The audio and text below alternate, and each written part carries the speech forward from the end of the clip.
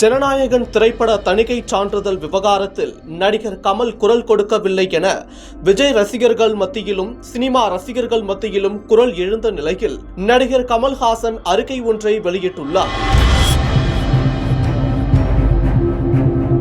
விஜயின் ஜனநாயகன் திரைப்படம் சென்சார் சான்றிதழ் கிடைக்காததால் திட்டமிட்டபடி படம் வெளியாகவில்லை.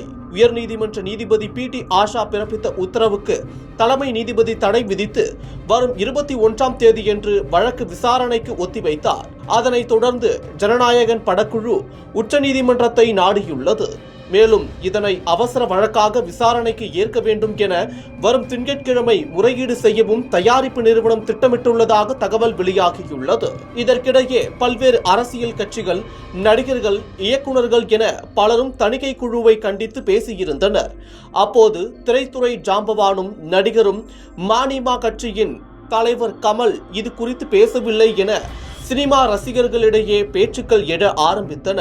அதற்கு ஒருபடி மேலே சென்று விஜயின் தீவிர ரசிகர்கள் கமலின் விஸ்வரூப பட சர்ச்சையின் போது விஜய் ஆதரவு கொடுத்து தனது தலைவா பட படப்பிடிப்பை தற்காலிகமாக நிறுத்தியதை குறிப்பிட்டு கமலுக்கு தொடர்ந்து கேள்வி எழுப்பி வந்தனர். இந்நிலையில் ஜனநாயகன் பட சென்சார் பிரச்சனை தொடர்பாக விஜய் மற்றும் படத்தின் பெயரை குறிப்பிடாமல் அறிக்கை ஒன்றை வெளியிட்டுள்ளார். அதில் இந்திய அரசியலமைப்பு சட்டம் கருத்து சுதந்திரத்துக்கு உத்தரவாதம் அளிக்கிறது. அந்த சுதந்திரம் பகுத்தறிவின் அடிப்படையில் பாதுகாக்கப்பட வேண்டும். வெளிப்படைத்தன்மையற்ற செயல்பாடுகளால் அது பாதிக்கப்படக்கூடாது.